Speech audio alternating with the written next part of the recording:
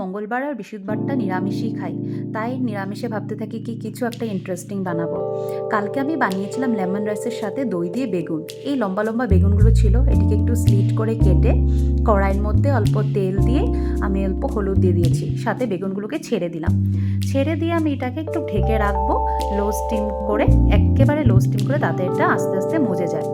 সাথে আমি একটা পেস্ট বানিয়েছি যেটার মধ্যে টমেটো, পেঁয়াজ, আদা, একটা কাঁচা লঙ্কা আর মগজটাকে কিন্তু আমি একটু ভিজিয়ে রেখেছিলাম যেন কি একটু মজে যায়। তারপর আমি এটাকে পেস্ট করলাম ভালো করে। পেস্ট করার পর আবার একটু নুন দিয়ে নাড়চড় করে যেই বেগুনটা দেখবো যে নরম হয়ে গেছে আমি উঠিয়ে ফেলবো। কড়াইয়ের মধ্যে আমি আরেকটু তেল দিলাম, দিয়ে আমি পেস্টটাকে ঢেলে দিয়েছি, দিয়ে আমি আরেকটু 5 মিনিটসের মতন একটু মজিয়ে নেব। নিয়ে আমি দইয়ের একটা মিক্স বানিয়েছিলাম যেটার মধ্যে একটু দই, সব মশলা, জিরে, ধনে, হলুদ, কাশ্মীরি মির্চ পাউডার, একটা গরম মশলা দিয়ে দিয়েছি, সাথে একটু জল দিয়ে দিয়েছি ফোটার জন্য। অল্প টাইম লো স্টিমে আমি রাখবো। আর হ্যাঁ, দইটা দেওয়ার সময় কিন্তু একটু স্টিমটা কমিয়ে রাখাটাই বেটার।